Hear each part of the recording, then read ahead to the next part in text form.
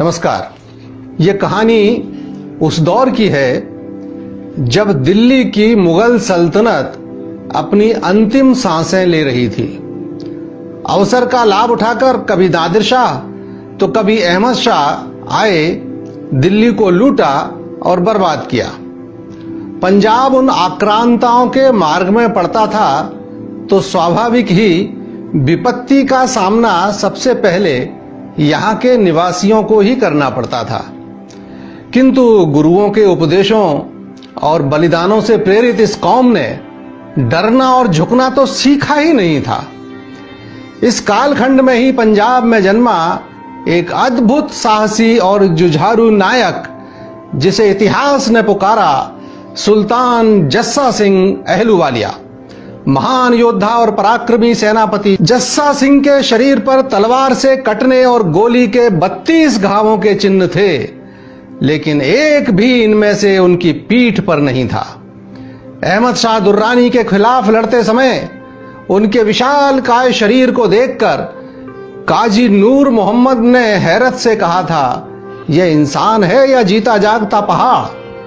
आगे चलकर 1801 में जो सिख साम्राज्य की स्थापना हुई, उसकी जस्सा सिंह जी ने आधारशिला रखी, क्योंकि उन्होंने ही 1772 में कपूरथला राज्य की स्थापना की। उनके महान कार्यों को देखकर कहा जा सकता है कि सच में गुरु गोविंद सिंह जी की इस गौरैया ने बाज को मार गिराया था।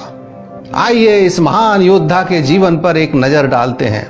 इनके पूर्वज दयाल सिंह कलाल सिख बने और उनकी वीरता से प्रभावित होकर स्वयं गुरु गोविंद सिंह जी ने उन्हें 5 गांव इनाम में दिए, जिनमें से एक गांव का नाम अहलू था, जिसे उन्होंने अपना आवास बनाया और उसी के नाम पर इस वंश का नाम अहलूवालिया हुआ।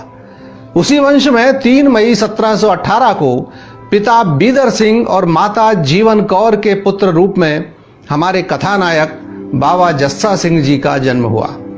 1739 में पंजाब सहित उत्तर भारत के अधिकांश हिस्सों पर फारस का तुर्क शासक नादिर शाह कहर बनकर टूट पड़ा।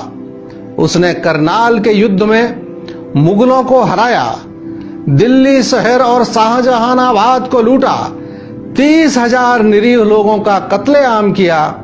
लेकिन मुगलों की 8 पीढ़ियों ने जो खजाना इकट्ठा किया था, उसे देखकर तो ईरानी लुटेरों की आंखें फटी की फटी रह गईं।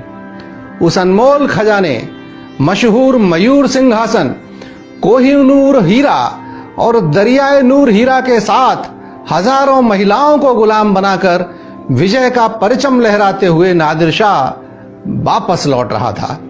इस बीच सभी खालसा वीरों के जत्थे एकजुट हो गए और उन्होंने निर्णय लिया कि यह तो हम होने नहीं देंगे।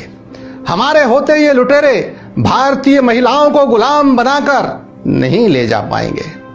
जस्सा सिंह अहलूवालिया की आयु उस समय मात्र 21 वर्ष की थी, लेकिन हौसले बुलंद थे। सभी गुलामों को मुक्त कराने के लिए छापामार शैली अपनाई गई और अद्भुत सफलता पाई।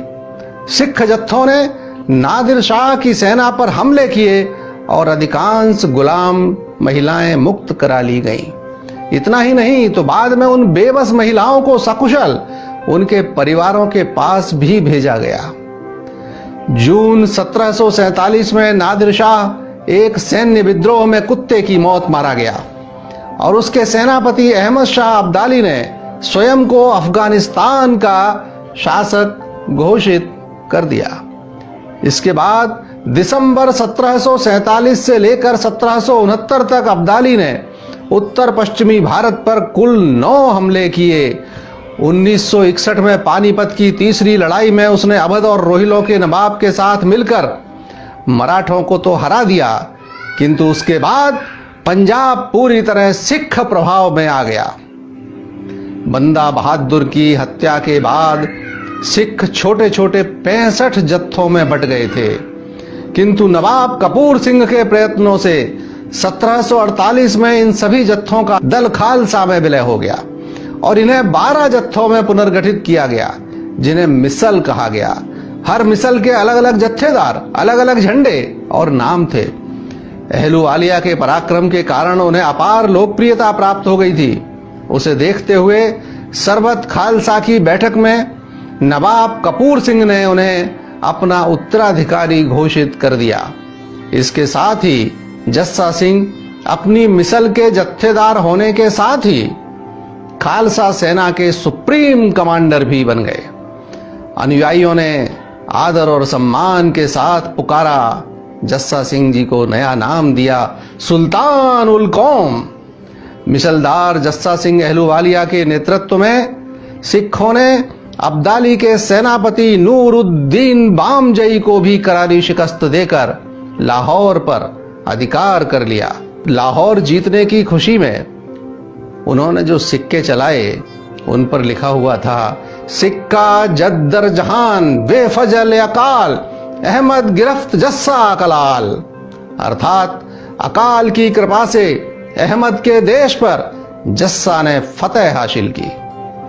बौखलाया हुआ अहमद शाह अब्दाली 5 फरवरी 1762 को एक बार फिर कंधार से विशाल सेना लेकर चला। सिखों ने पैर पीछे खींचे और सतलुज पार कर मालवा में चले गए। लेकिन जैसे ही अब्दाली वापस लौटा, उन्होंने फिर से हरनौलगढ़ के युद्ध में सरहिंद के अफगान फौजदार को करारी शिकस्त दे दी। परेशान अब्दाली ने उनके पास शांति का संदेश भेजा और संधि का प्रयत्न किया, किंतु नाकाम रहा। सिख उससे दोस्ती के कतई मूड में नहीं थे। अब्दाली एक बार फिर आया और इस बार उसका लक्ष्य था अमृतसर। पूर्ण सूर्य ग्रहण के दौरान हुई इस लड़ाई में सिख लक्खी के जंगलों में छुपकर सैकड़ों पेड़ों के पीछे से उसका मुकाबला कर रहे थे। इस युद्ध में अहमद शाह दुर्रानी ने स्वर्ण मंदिर को काफी क्षति पहुंचाई, किंतु संगठित सिखों ने मात्र 2 वर्ष बाद 1764 में स्वर्ण मंदिर का पुनर्निर्माण किया और उसके परिसर में दिवाली मनाई गई। इसमें भी अहम भूमिका बाबा जस्सा सिंह अहलूवालिया की थी। उसके बाद तो मानो सिखों का कायाकल्प ही हो गया। एक के बाद एक सफलता उनके नाम जुड़ने लगी। 1783 आते आते सहारनपुर, मुजफ्फरनगर, मेरठ ही नहीं तो दिल्ली भी उनके घोड़ों की टापों की आवाज से गूंजने लगी। अलीगढ़, टूंडला, हाथरस, खुर्जा और शेखुबाद के नवाबों को लूटकर उनसे लगान वसूला जाने लगा। अप्रैल 1783 में तो सीधा दिल्ली पर धावा बोल दिया। 8 अप्रैल 1783 को बाबा बघेल सिंह, जस्सा सिंह अहलूवालिया और जस्सा सिंह रामगढ़िया की अगुवाई में 40,000 सैनिक बुराड़ी घाट पार कर दिल्ली में दाखिल हो गए। अहलूवालिया के निर्देश पर सेना को 3 हिस्सों में विभाजित किया गया। 5,000 सिपाही मजनू के टीले पर तैनात कर दिए गए। 5,000 सिपाहियों की तैनाती अजमेरी गेट पर हुई और बाकी बची 30,000 की सेना, जिसमें अधिकतर घुड़सवार थे, सब्जी मंडी व कश्मीरी गेट के बीच में खड़े कर दिए गए। लाल किले पर आक्रमण करने वाले 30,000 सिख सैनिकों के कारण यह स्थान आज भी 30,000 के नाम से जाना जाता है। और फिर इतिहास में पहली बार सिख सेना ने लाल किले पर कब्जा कर लिया। बेगम समरू बेहद मंझी हुई राजनीतिज्ञ थी, इसलिए उसने तुरंत ही तीनों जर्नैलों को अपना भाई बना लिया और प्रार्थना की कि शाह आलम का जीवन बख्श दिया जाए और लाल किला उनके कब्जे में ही रहने दिया जाए। इस पर तीनों जर्नैलों ने इसके लिए कुछ शर्तें रखी। पहली तो यह कि वह सभी स्थान जहां गुरु साहिबान के चरण पड़े थे, अर्थात जहां गुरु तेग बहादुर साहिब को शहीद किया गया था, माता सुंदरी व माता साहिब कौर जी के निवास स्थानों का अधिकार सिखों को दिया जाए। दूसरी यह कि बादशाह शाह आलम दिल्ली में 7 स्थानों पर गुरुद्वारा साहिबान के निर्माण के आदेश जारी करे, जिनके निर्माण तथा अन्य खर्चों की पूर्ति के लिए कर की वसूली में से 6 आने प्रति रुपए उन्हें दिया जाए। और जब तक गुरुद्वारों का निर्माण पूरा नहीं हो जाता तब तक 4000 सिख सैनिक दिल्ली में ही रहेंगे। बेचारा बादशाह ना कहने की स्थिति में ही नहीं था। अतः इसके बाद बाबा बघेल सिंह गुरुद्वारों के निर्माण के लिए दिल्ली में ही रुके रहे। वहीं जस्सा सिंह अहलुवालिया व जस्सा सिंह रामगढ़िया दीवान आम का 6 फुट लंबा 4 फुट चौड़ा 9 इंच मोटे पत्थर का तख्त उखाड़कर घोड़े के पीछे बांधकर अपने साथ अमृतसर ले गए। यह तख्त आज भी दरबार साहिब अमृतसर के नजदीक बने रामगढ़िया बुर्ज में रखा हुआ है। यह गाथा सुनने के बाद किसके मुंह से नहीं निकलेगा, वाहे गुरु जी दा फतेह, वाहे गुरु जी दा खालसा। सत श्री अकाल।